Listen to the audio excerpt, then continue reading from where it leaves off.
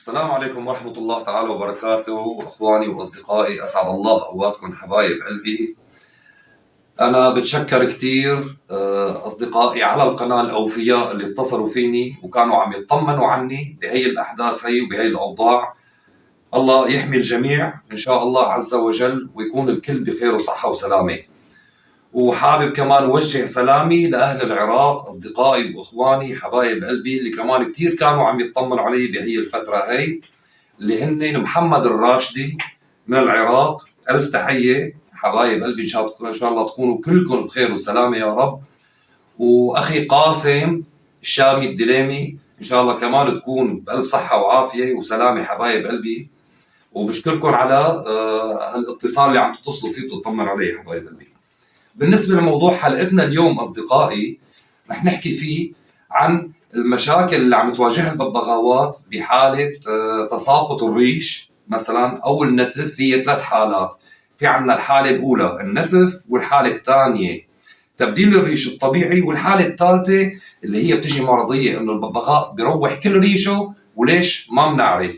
تمام، رح اشرح لكم أنا هلا عن الثلاث حالات هي أصدقائي، وكل حالة بقول لكم شلون ان شاء الله عز وجل نحن قمنا بمعالجتها ومشينا فيها حتى الحمد لله رب العالمين حافظنا على طيورنا بريش حلو بشكل جيد.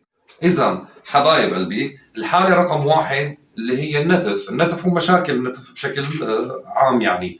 وانا حكيت فيها انه كيف بنعالج فيها مثلا بنظام غذائي، وبنستعمل الالوفيرا، بنرطب له جسمه فيها الى اخره، مع الفيتامينات، مع تحسين النفسيه.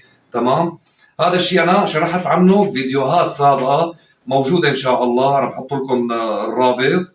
تمام، وانتم بتفوتوا على الفيديوهات وبتتاكدوا اكثر مشان تاخذوا معلومات احسن.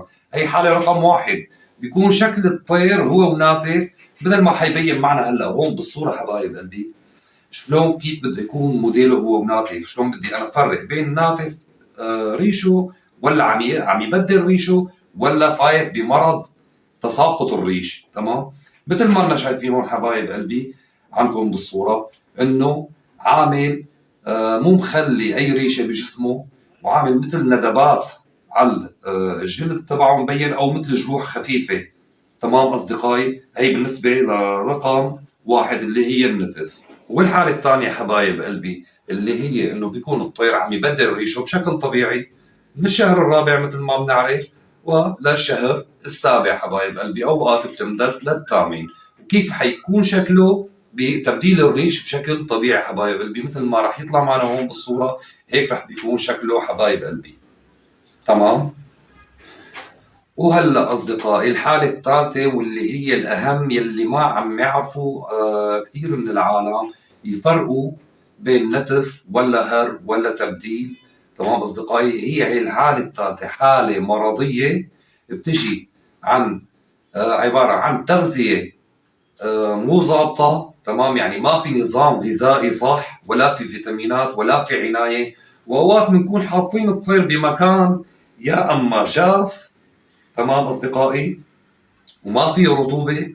تمام، يعني مو معدله درجه الحراره مع الرطوبه.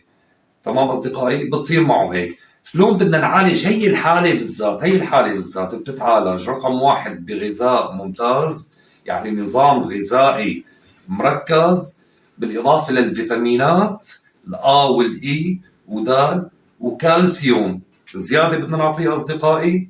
تمام حبايب قلبي، وكمان بيحتاج جسمه لترطيب ورش حبايب قلبي، يعني بالبخاخه بنحط بقلبها الالوفيرا، وبنتابعه نحن مثلا بالاسبوع 3 مرات بنعمل له ترطيب لجسمه. هيك بنخلص منها هي الحاله الثالثه. علاجها هذا هو علاجها، تساقط من غير ما يكون لا في تبديل ريش ولا في نتف، حتى يوصل لشكل انه ما عاد فيه ريش. وان شاء الله عز وجل كمان كل شيء معلومات عندي راح اعطيكم اياها كمان فيديوهات قادمه ان شاء الله عز وجل. واي شيء بتحتاجوا تواصلوا معي اصدقائي، وان شاء الله بيتم الرد عليكم، وبترككم بخير وسلامه وبامان الله. السلام عليكم ورحمه الله تعالى وبركاته.